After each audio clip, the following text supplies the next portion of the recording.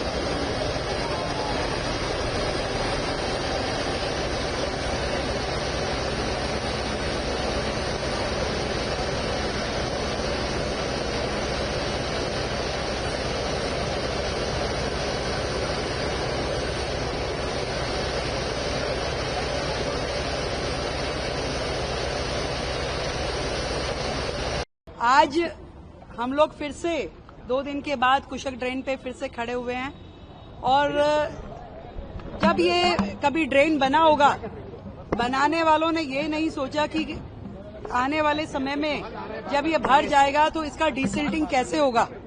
और आप देख रहे हैं कि जो आसपास की पूरी कॉलोनियां कई फुट पानी से भर जाती रही हैं।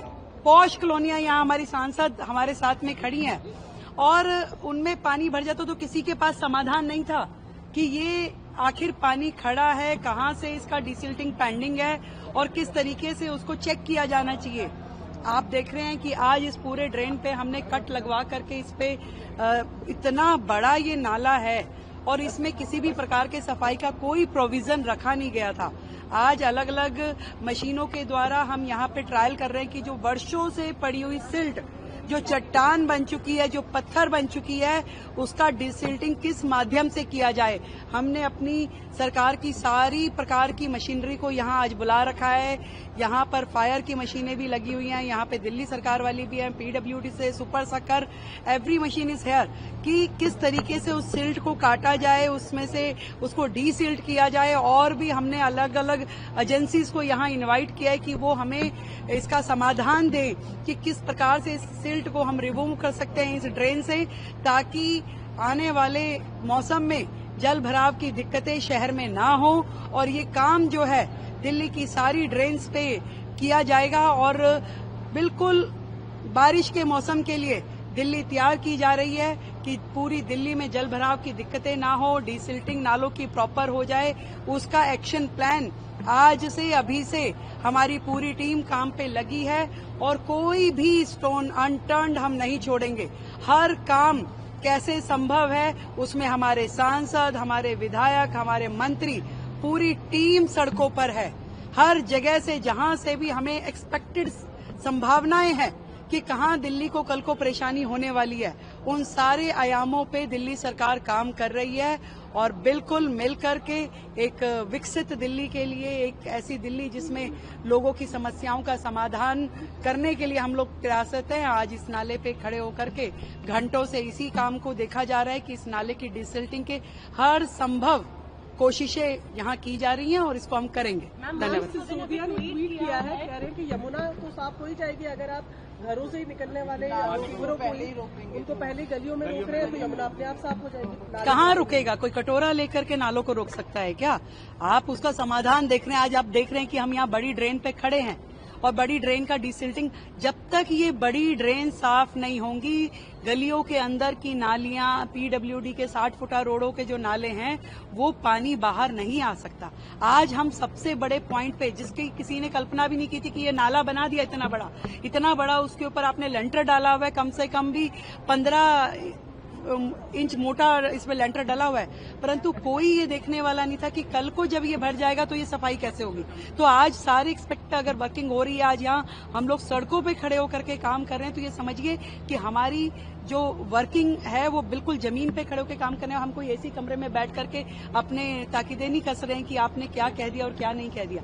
जो समाधान संभव है उसको हम करने का यहाँ पे खड़े होकर प्रयास कर रहे हैं। मैम, इससे पहले भी मई जून का महीना आएगा और कहीं ना कहीं पानी की समस्या बहुत ज्यादा है और यहीं आसपास के इलाकों में हम देख रहे हैं, निजामुद्दीन के एरिया में आसपास और पूरी दिल्ली में कई जगह पाइपलाइन टूटी हुई है, उसको लेकर भी क्या कोई ड्रिल होगी? मैंने बताया ना, हमारे जल बोर्ड के अधिकारी, हमारे पीडब्ल्यूडी के अधिकारी हर काम जो दिल्ली के लिए करने वाला है। अभी तो बेसिक जो चीजें हैं दिल्ली में वही इतनी बुरी स्थिति में है जिसको ठीक करने के लिए हम लोग प्रयासरत हैं। आज दिल्ली में लीकेज का जो सिस्टम है, आज जिस तरीके से पाइपलाइंस का सिस्टम है, आज आधी दिल्ली जो है वो टैंकरों के माध्यम से ही पानी पी रही है। कहाँ है पानी और जल और नल? नहीं है। इन सुविधाओं को क्रिएट करना पड़ेगा और सरकार जो अब आई है वो डबल इंजन की सरकार मोदी जी के नेतृत्व में इन कामों को करने के लिए संकल्पबद्ध है और कर रहे हैं। हमने जीरो से शुरू करके इसको पूरा जिस लेवल तक लेके जाना है उस काम को दिल्ली सरकार करेगी।